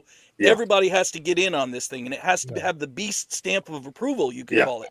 Everybody can keep their own currency as long as it is subservient to the beast system. So just getting into the digital currency, it's going to be, I think, a soft sell for a lot of nations. And honestly, look at the mess that we're in with our if we ran our personal finances the way that this country has run its finances, we'd all be broke. So everybody knows there needs to be a change, and I think it's going to be sold as, okay, this is finally the answer. Okay, so that's good. So one final thought for next year, predictions. Aaron, one prediction. What do you think? One thing, just take a wild guess. I don't care what it is. Just one wild. Okay, well, all right. I don't know how long this live stream's going to be, and we're going to go. So I got to go in a couple minutes. But you titled it Revelation 5, did you not? Revelation 5. That Rev 5 is basically. I usually have 5 guests. Oh, so that's why. That's why. Okay. Yeah, I know. No, I was okay. So, let me talk about Revelation 5 for a couple minutes before I go. Okay. Maybe it's meant to be. So Bubba was saying, "Oh, my name's David." Okay, well, look, behold, the Lion of the tribe of Judah, the root of David, okay, has prevailed to open the scroll and loose its 7 seals. Amen. So first of all, there's a David thing, and I like my timelines and everything like that. It looks like David died about 3,000 years ago from the second coming. So that's just a fun little side note. I'm of the belief that the world is somewhere around 6,000 years old. Yeah. And the messianic promise was given to King David back in 2 Samuel chapter 7. I think that's a fun thing. Again, we don't know for sure. We're always not knowing for sure. But I like numbers and timelines and graphs and charts. That's one cool thing. And I saw people in the chat saying the rapture isn't real. Well, okay. I'm of the belief that, when John's taken up to the throne room, that is one example in Revelation 4:1 of him being caught up. Remember, Paul was caught up to the heavens. Remember, Enoch was taken up before death. Remember, Elijah was taken up before death. Remember, there's other types of shadows in the Old Testament. But there's one cool thing in Revelation 5 also. Okay, this is... I thought it was titled Revelation 5, so we're in Revelation 5. You are worthy to take the scroll and to open its seals, for you were slain and have redeemed us to God by your blood out of every tribe and tongue and people and nation, and have made us kings and priests to our God, and we shall reign on the earth. So you made us kings and priests. Well, who's he made kings and priests? Well, he's talking to the churches in Revelation 1:6. What does it say in Revelation 1:6? And he has made us kings and priests to his God and Father. To him be all glory, dominion, and forever and ever. So the people that are witnessing the Lamb open the scroll are the people that are also thanking him for making us kings and priests. That's us thanking him that he has made us kings and priests. And then the Lamb opens the scroll. Another correction is some people think that the white horse is Jesus, but the white horse rider is not Jesus. Jesus is the Lamb opening the scroll. Mm-hmm. So that's another thing too. So it's my position that we're there in the throne room, watching the Lamb open the scroll. We're witnesses to him doing that, and he's really the only one that's really there. Open the scroll, We have to be there. Yeah. Thank you, Aaron. Transfer of the Yeah. Yeah, we have to be Awesome. there as witnesses. Oh, it's Yeah. so cool. Oh yeah. Yeah, thank you, Aaron, for being on here. I know you got to go. We'll do it again, but yeah, no, thanks everyone for being on here. We got time, but if Aaron, if you have to go, Yeah, I thought I'd come on for 30 minutes or whatever to say hi, Yeah. and No, God bless appreciate you guys. We Oh, can no, like brother. meet Thank you, Aaron. with Shane. you Yeah, know. nice to meet you God guys. bless you. Nice to meet Good you, seeing Lee, you, bud. Derek, Bubba, Josh, Shane. Thanks. Good to Take see it Take it you. easy, guys. This is coming soon. Woo! Get excited. Awesome. Thanks, man. That's awesome.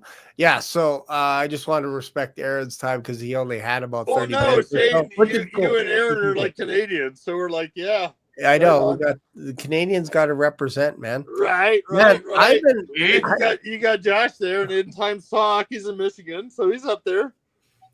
That's funny, man. I've been punting people. My fingers are getting sore here. Yeah, there's a lot. I was gonna say I've been kind There of. was an interesting guy in there that he got booted, but he said that we were all a bunch of deceived Jesuits. So Saw that. Yeah. Yeah. Saw that. Jesuits. Oh no. How did he know? How did he know? No. Well, Oh no. I think it goes back to the theory that a Jesuit priest by the name of Ribera invented the rapture theory.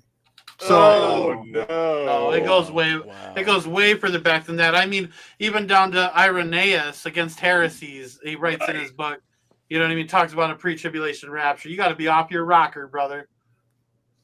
Yeah. And Lee, I've got to plug your brain real quick because that it almost hurts my mind because they haven't done enough research. yes. They haven't done their homework. No. Oh yeah. No, and when they throw out these lines, I'm like, what? No, they need to get a copy of Dispensationalism Before Darby by William Watson. They need to get some of Ken Johnson's books. Maybe they can go buy my book and get on the rapture and the early fathers and find the Ephraim the Syrian and Eusebius passages that people were unaware of until just a couple of years ago. Where can we get your book, Lee? Can you let us know? Oh, yeah. Yeah, it's on Amazon. Or you can get it from Prophecy Watchers. Okay. Yeah. I'd like to pick that up. That sounds very interesting. Yep. That's You my can get it favorite from- line. You could get it from Black Lately. Swan as well. I think it's $200 a copy on Oh. Black Swan. It's a half a shekel. Half a Make shekel. Make sure But to it is pick up while you're supporting the there. ministry. Pick Yeah, up your Black exactly. Swan mug. Look at there. Yeah, Ka-ching. There you go. Half And I know shekel. Lee Shane. will pick up on my time frame here, but John did not bring up the rapture first. Paul did not bring up the rapture first. Peter did not bring up the rapture first. Jesus did. John 14, period. That settles it all. Yeah, no, I agree, brother. John 14 is a clear rapture passage. Amen. Yeah. Amen. Awesome. No, but Any- you guys have seen, like I have, like in the live streams, like people are like trying to like knock it down. I'm like, what? Yeah. Jesus is the first one who brought it up. What? Yeah. People Yeah. need to get over themselves, is what they need to do. What's your prediction, Bubba, for next year? Yeah. What do you think's going to happen? Give us a Black Swan event. That's all you, Bubba. You, Bubba. It's all Me? you. Yep. What's One your Black prediction Swan for event. next year? Which time frame? Just one Black Swan event that you think nobody will see coming, besides the greatest Black Swan of all, the Rapture. What do you think? Guys, I still think something's coming up big time between now and January 20th. Yeah. Could Yeah. There certainly would like to see something happen. I think a lot of people. I know. One thing And I I always know think. Lee and Go ahead. you, Shane and all, Yes. Josh and everyone, Derek, you guys have seen this, like it ramps up in the Middle East and then it like calms down. Yeah, ebbs and flows. It's like birth pains. There's Yeah, Yeah, yeah, birth yeah. It's pains, almost like birth a birth pains. pain. Yep. Yep. No, it's Yep. true. I wouldn't be surprised Okay. if Iran and America make an attack on, Israel in America make an attack on Iran prior to Trump coming into office. dude. I Biden know. takes some credit. I've been watching this. Oh my Wow. goodness. No kidding. That would be interesting for sure. Barnea today, the Shin Bet leader, came out and said we have to attack Iran soon. Wow. One thing we didn't mention, and I know Josh loves this, talking about this, is these I don't know what's going on in New Jersey. Have you guys heard anything about what's going on in New Jersey? No idea what you're talking about. Yeah, no idea. No, New Jersey has not been in the news at all. There's No. nothing on New Jersey at all. Nothing to see here, folks. Just move Right, on. right, Move on. right.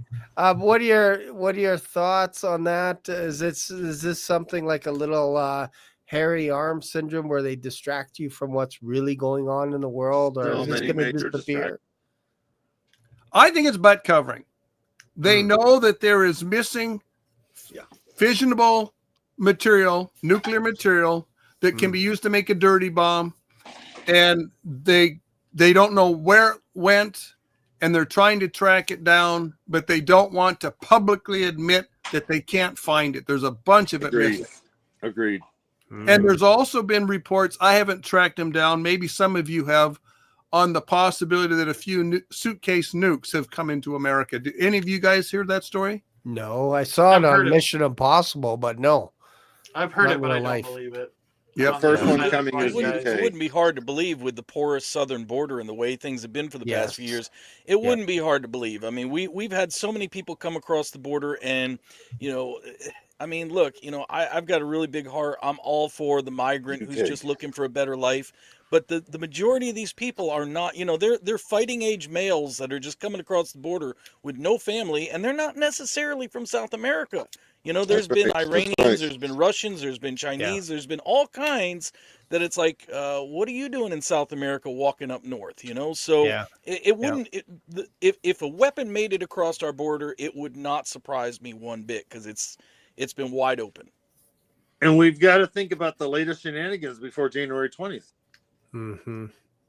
Well, that's true. I mean, it's a long way. It's every day is kind of an eternity until we get there. But I'm kind of the opinion. I've been of the opinion for a little while now that things are a little too quiet over there on the opposite side of the aisle, if you know what I mean. I think that agree. they fought so hard for so many years to keep Trump out, and now all of a sudden things have kind of simmered down, which makes me think that they've already got their plan B, and that they just want him in there, and they're gonna, I don't know. I don't want to speculate on that, but I just think things have been a little too quiet. So my anticipation would be, if the rapture doesn't happen, I think he will get inaugurated.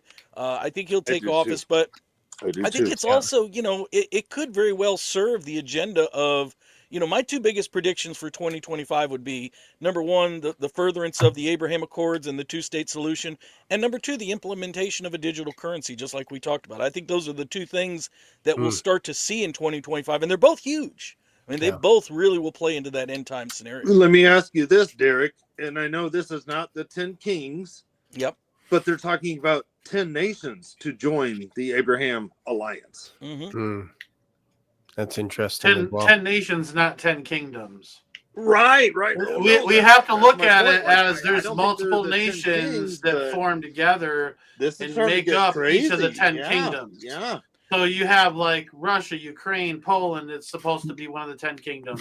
China, as it says, one of the 10 kingdoms. Australia, South Africa, one of the 10 kingdoms. The Middle East, one of the 10 kingdoms. America and Canada being one of the 10 kingdoms. Mexico, Brazil, all that stuff being one of the 10 kingdoms. So we can't say 10 nations, that are going to be signed into a peace treaty. It says he'll make a covenant with many, not 10 nations. You know what I mean? Well, that's just my take. What's interesting in Daniel is Daniel was the head of the presidents, which is kind of neat. There's 3 of them. He was the head of them.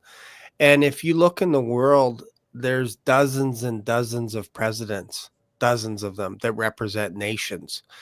And it's fascinating to me that a lot of end time stuff comes out of the book of Daniel. Yes. And when you see things lining up with the Antichrist and all kinds of stuff, and you start looking around, well, Trump is like a president. You got President Zelensky, you got the president of China, you got the president of Russia, you got all these presidents. All you have to do is just pick 10 that represents a huge portion, and all of a sudden, like Josh said, you got your 10 kings, 10 nations mixed in there, everything like that would help the Antichrist for 1 hour. Yeah. And that's what I was going to say too, in regards to prophecy is, we always have to be really careful, because, we have a pretty good guess of how we think it should play out by what we know, but we always have to remember God is ultimately the one that's going to bring these things to pass. And sometimes our best guess is they're going to, and like I think of like what David Bubba News was just saying, like the 10 different nations that may be signing on to this Abraham Accord. Well, we see that the statue in Daniel has 10 toes, and we've often thought, well, the 10 toes, the iron mixed with clay, that's the same thing as the 10 heads, the 10 horns, may not necessarily be. They could be two different sets of 10, We don't know how God is going to play this thing out, and it could be that there's a religious alliance and that there's a political alliance. We know that, there are two beasts in Revelation. There's the one that rises up out of the sea and the one that rises out of the land. There's clearly, political alliances and religious alliances. So we just got to be careful not to put God in a box and to leave ourselves open to how he's going to interpret his prophecy. Oh, that's good. Any final thoughts here, Josh? I'll tell you my Lee, and then prediction. Bubba. Yeah, go ahead. I didn't get to say my prediction. Yep, go ahead. And this is going to be not going to be the fan favorite. Everybody's like, oh yeah, I can agree with him and him and him and him. But I think a pandemic lockdown is right around the corner. And I think what they did with that spending bill, I think what that spending bill was all about, what was that subversive? They were going to try to slip it in there, but don't think they're not going to come at it another way. They're gonna do it. They're gonna do it. Oh yeah. So pandemic, Derek, what's your prediction for next year? Well, I pretty much gave it. Just like I said, I think watch the Abraham Accords, watch the dividing of Israel, watch watch the the advancement of a digital currency. Okay. That's where I see it going. Once again, I just got to say I'm very thrilled to be on here with Brother Lee. Awesome. He makes us all look more intelligent. I know. It's kind of like when an ugly man marries a very pretty woman, and you're like, what did he do to deserve to get? Exactly. Lee, I do want to bump in and just say this real quick. Sure, People are saying that if a lockdown takes place, that there's not that. Well, they'll marry and give in marriage and eating and drinking. That a lockdown doesn't change any of that. No, you know what I mean? No. And I'm sorry, I disagree. A lockdown does not change any of that. Mm-mm. And especially if the economy starts to boom. I mean, I'll be honest with you, a lot of people thought that the economy was destroyed during the first pandemic. In fact, it just was being transferred to a digital currency. That's how they're going to do it. Everything became online and the economy boomed online instead of in real life. Businesses shut down, but anything that was online completely went soaring through the roof. So Josh is into perhaps the idea that a pandemic is imminent, lockdown, whatever shape or form. Derek is more perhaps a digital currency coming 2025. Lee, what's your thoughts? What would be the big black swan for you? Well, I don't know if I have any particular black swan I favor, but the question that's really been on my mind is most prophecy teachers believe that we're going to see in the near future the demise of America. Some say it'll come through economic collapse. Some say that it'll come through surprise attack with China or Russia. Who knows? Maybe something gets poisoned in the water system and millions die. Myself, I am inclined to believe that the global cabal would be much wiser to capture America from the inside, and instead of destroying the strongest economy in the world and destroying the strongest military in the world, why not control it? And you don't have to control it by taking it over in a 3-week period where it's a forceful takeover and it's obvious. Just slowly take it over, piece at a time. It would be completely brain dead to destroy the American economy. So I think that there has to be enough weakness in it that we're going to be forced into the digital direction. But I think you this, Lee. Go ahead. Do you think it's going to be a transference of wealth from paper money to digital currency rather than a collapse? Because that's how I feel about it. Honestly, there's no doubt about it that we're going to go in the digital direction. Now, maybe there'll be a haircut with it. Maybe they'll devalue the dollar 10 or 20%. Maybe they won't. That's a possibility. We couldn't rule it out. But I do suspect that a lot of people are going to be surprised, and maybe this is my black swan, when they see America rise to global domination again, rise to be an economic superpower again, rise to be the only world military superpower again. And rather than going down the tubes, we rise to be a dominant force on the world stage again. Because my personal conviction is, belief is, and it's not like it's a dogma that it's a hill I'm going to die on. Right. But I really think it would be that America is really part of the expanded Roman Empire. The fractured Roman Empire involved a lot of nations. The last three superpowers of the fractured Roman Empire were England, Spain, and France. We faced all of them in war. We defeated all of them in war. And we're really a colony of the Roman Empire. The American government is founded on Roman principles. So I think you can start going down that path. I think that we're going to be absorbed into the Roman Empire one way or the other. It's a completely different debate whether you think America head, the body, or the tail. Yeah. But I think it seems pretty clear that it's very likely that we are going to be part of the economic and military strength of the Roman Empire. Ezekiel 38:8, isn't it? Yeah. Yeah. Yeah. So Bubba, what's your take on if you're gonna throw out a black swan prediction? What's something that people may not see coming, including yourself?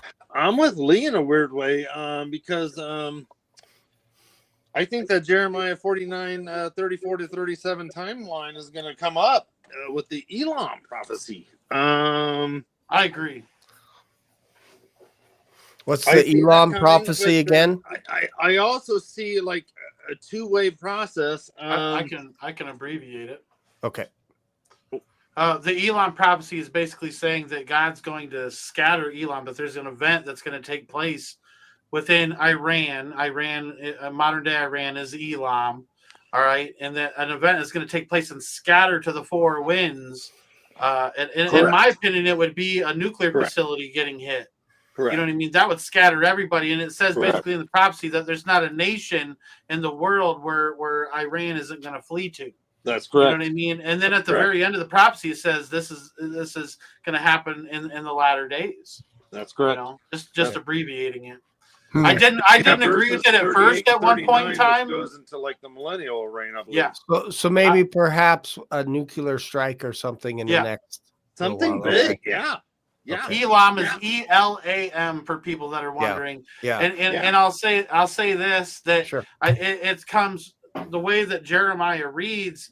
There's stuff that's going on with Jordan. Actually, believe it or not, 47 lines up with Joel chapter 3, and it talks about Lebanon and Gaza Strip. And both of those prophecies, Joel chapter 3 and Jeremiah 47, and then it goes into chapter 48, where we begin to see like all the different ancient names for Jordan, and then it goes to the Damascus prophecy, and then the Elam prophecy. Well, there's Saudi Arabia in there as well, and then the Elam prophecy, which would be Iran. Yeah, well, it looks like Jeremiah 49:2. The town of Ammon becomes a mound of dirt. Yeah. And then we have Jeremiah 49:23 through 27, which talks about like the prophecy, which is a second camera angle, in my opinion. Yeah. Of Isaiah 17:1 to 14. So I mean, I think we got some big stuff coming up. Major stuff. Yeah. I think for me, a black swan event that would take people off guard, and I know we've been talking about it for a while, is almost like the big one, the big earthquake in North America somewhere. I feel like there was one. I think it was like more and more about this New Madrid fault. Yeah. So on the East Coast, you have that Northwest and all that. Yeah. On the West Coast, just I don't know how many miles, like 14 miles off. There was a 7. I think it was Cascadia with the Oregon thing. Yeah, so like off the coast, it was like a 7.0. If it was on the land, that would be devastating to any city. It would just rupture everything. So for me, they just had a tsunami warning off of Oregon coast, I thought last. Yeah. So something crazy. I think for me would be keeping an eye on the West Coast to go. The Madrid fault line, that there's going to be an interrupter of an earthquake. That's kind of if I woke up on January 1st and somebody announced that on the West Coast there was a major earthquake, I would not be surprised. Right. I agree. It's kind of my black swan guess, just a guess, because again, you can't guess black swans because We got the Mr. Black Swan. I love it. exactly. But you gotta take a guess once in a while, because then people can come back to this channel and go, oh, okay, what did he say? Oh, he's crazy. Or whatever. And what was Derek's black swan again? I forgot. What were you saying? Derek's was I mentioned the was digital currency. I think digital currency. currency, and you know, by the way, my other was to look for the advancement of the Abraham Accords, and I think that ties in with a big earthquake too. You know, I'm not a proponent of a lot of modern day prophets. You can't You know, pick mine. I think everything that we need is in the Bible, but you know, a lot of the modern, if you want to call them that, the modern day prophets or whatever, they have said that when we divide Israel, God will divide our land Amen. by the New Madrid. Amen. And there's something about that that just rings so very true to me. Yep. You I know, agree. so who knows, you know? I And agree. let me ask you real quick, Derek, have you been following up on like the Middle East thing and the whole two-state solution? Well, it's definitely, I mean, that's definitely what's on the table. You know, it's not written. I mean, Shane and I talked about this a while back. If you go and you actually Dude, read it the is actual, written, though. well, it's not in the official documents of the Abraham Accords now. I However, agree. that's right. been right. kind of the handshake nod deal that's been agreed upon between the parties. They're just kind of waiting to finalize it. You know, it hasn't Yeah, actually if you sorry, Derek. Go ahead. Go ahead. No, go ahead. No, you go ahead. No, I was just going to say, you know, if you go to the State Department and you read the official Abraham Accord documents that they have available right now, you can't see a formal agreement for a two-state solution. However, if you kind of read between the lines and you read what these countries have discussed, what they're, you know, like I think it was Morocco, you know, the official position of Morocco is a two-state solution. They signed on to the Abraham Accord. So it's kind of an But implied we thing can at this read point. through the lines. Right. You have to. In the Trump Peace to Prosperity document in 2018. Right.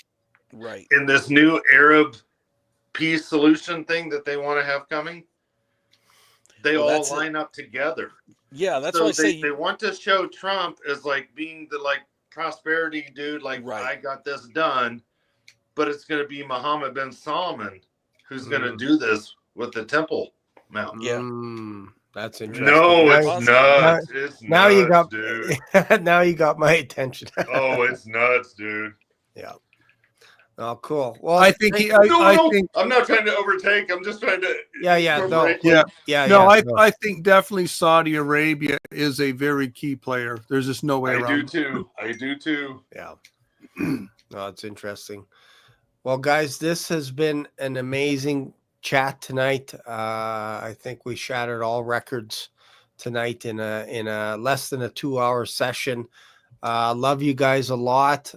We can go on literally all night long, but out of respect for your guys' time, I want you guys to come back on my channel. That's why I'm holding off to go, man. I don't want to keep these guys too long, because they'll automatically go, man, when we go on Shane's channel, he goes for like 6 hours, man. I'm not going on there. So I'm trying to resist and hold off and whet people's appetite, so that the next time we have a show, which again, next week there will be no Rev 5, so go check out these other guys' channels.